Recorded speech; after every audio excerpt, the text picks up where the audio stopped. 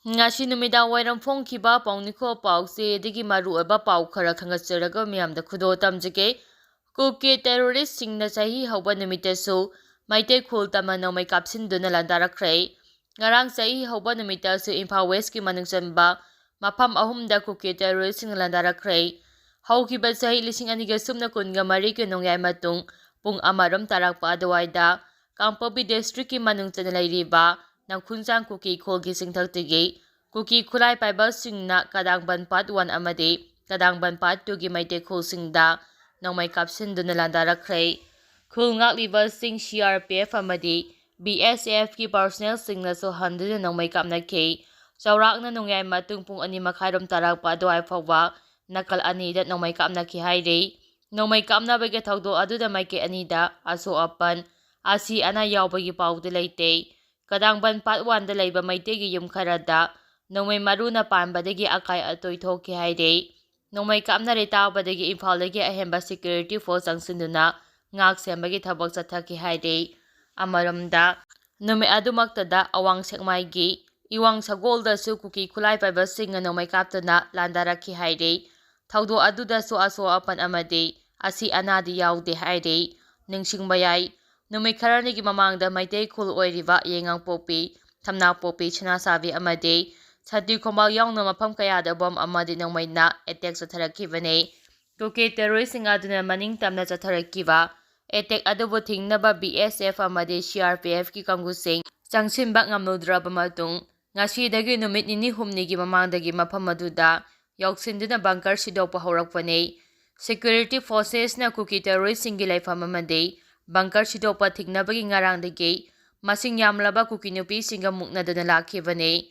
ngasi ayu anganbada su Kuki nupi singna Central Force singi laifamsingda thamliba pojaising langthoktuna amadi chakhaiduna tanthoknaba hotnarakhe oirakliba phibam aduda Central Force na thingnaba hotnabada chaung ongkhotnaba thoktuna leiribane makha tarakpa pawda thiba khangdana leiriba Kamal Babugi yumda sakhangdaba singna bom ama thamjilamlei Laimakhonggi army campus thabak suba sangkhraga ngasi phawba thiba khangdana leiriba Raisram Kamal Babugi loitang khunauda leiba yumda ngasi ayuk sakhangdaba singna bom ama thamjilamle haire thawdo asigi matangda pause sina phangba pawgi matung inade bom adu ngasi ayuk yumgi miyoi singna yumge thongalda lairamba thengnarakibane bom adugi manakta Kamal Babugi JAC da aroiba warning JAC muthatlaga anoba JAC ama semgadavane thikardar contractor amata yawba yaroi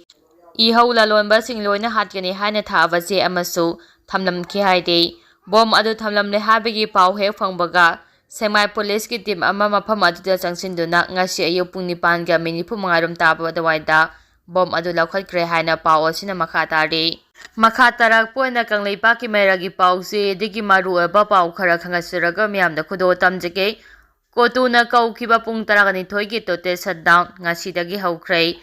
Kangpopi district ki saiboldagi Central Force sing lathoktabagi mayokta Committee on Tribal Unity Kotuna kaukiba pung 12 gi tote shutdown ngasidagi haukhre ngarang kotuna tharokpa chero amagi matung inna ngasi nungthil pung 2 dagi haying January 3 gi ayu pung 2 fawba kaukiba tote shutdown asi hanadagi National Highway to Imphal jiribam lambida thamkiba economy broadcast asida hapchilakpane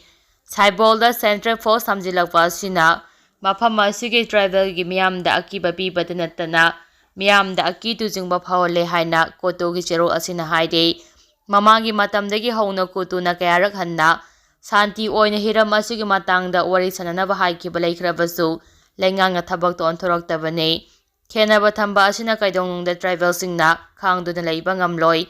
Maram aduna pung 12 ki tote shutdown asida makhal amatagi gari sing chapa yaroi lalo itik amadi kaithel famba school amadi lenga ki loisangsing amata thong hangba yaroi adubo to shutdown asida essential service ki thabak thoram singdi komthokani haina kotuna thadorakpa chero asida palli makha tarakpa pawda hayeng governor oina wasak lawgadoriba Ajay Kumar Balla ngasi Imphalda thunglare Manipur Governor oiragadaba hanagi Union Secretary Ajay Kumar Balla ngasi Imphal yorakre ngasi nungthil mahaki imung manungga loinana Ajay Kumar Balla Imphal International Airport ta indigo flight amada tonglakhibani. Mahakna airport thunglaba matamda Chief Secretary, DGP yauna civil amadi policing amadi Raj Bhavan gi staff sing airport ta harau taram okay. Manipur Governor oina wasak lauragadaba Ajay Kumar Valla kumjali sing masamapan mafugumari da Assam amadi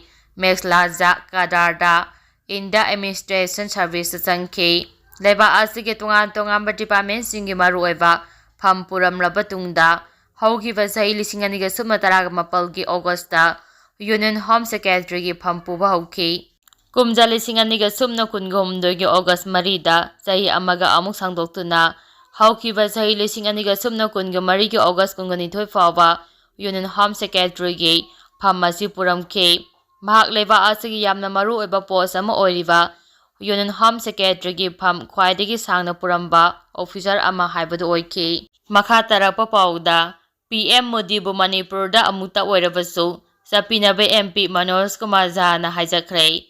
Rashtriya Janata Dal gi lusingba ama oiriba Rajya Sabha gi MP Manoj Kumar Jha na Bharat ki Prime Minister Narendra Modi bu amutang oirabasu Manipur da chatnaba wafam phongdokre MP asina news agency amada piva interview amada Manipur gi Chief Minister Nongthomam Birena media apology tawkibo wafam mawongda ngalingai matamda phongdolamgadabani haina mahakna phongdokki MP asina makha taraduna hai Prime Minister Narendra Modi na Manipur da chatuna Manipur miyamgi asopa amadi awaba ko anbada mateng soyina oigani loinina Manipur ba mahausa gi phibamda hanjin hanba haibase yamna mathau tai Manipur gi Chief Minister na Manipur da thokliba thau kunlom sijilaklaba irang lal asi matungda sorry haina phongdorakliba sinalamdam asigi kanglup ani gi marakta mangkhraba amadi tatkraba mari asi tasinbada kaya yamna mateng panggadoribano haina su hangki makha tarak poina kangla paudagi maru eba pau khara khangasaraga miyamda Khudol tamjige Manipur ga tainaba Indo-Myanmar border paringda kilometer 9.214 sambal khaba loire report Ministry of Home Affairs ki report amagi matungina Manipur ga tainaba Indo-Myanmar border paringda kilometer 9.214 ngamkhai gi sambal khaba loire border fencing gi paringda lambi sembagi thabak sathare kumjali singaniga sumna kungu humdoi kunga mari gi Ministry of Home Affairs na pothokpa annual report aman hai Indo-Myanmar border ga tainana laiba Manipur ge border town mareda kilometer 9.214 ge saruk ase fencing tawba loire border fencing loiraba saruk asida hauji lambi sembagi thabak sathare tharong ase ngamkhai lana logi wangbada chatharakpa thabak thoromsing security force na maphum phana laksima ngamnaba paikhatpane loinina region asida security force na chatharakpa patrolling gi thabak ta hena mathau hapnabane Ministry of Home Affairs ki report asina makhata na hai kilometer 9.214 fencing tawbagi thaba ase Border Road Organization da sinakhibani amade haujiksu sambal khabagi thaba akanba mawongda chathare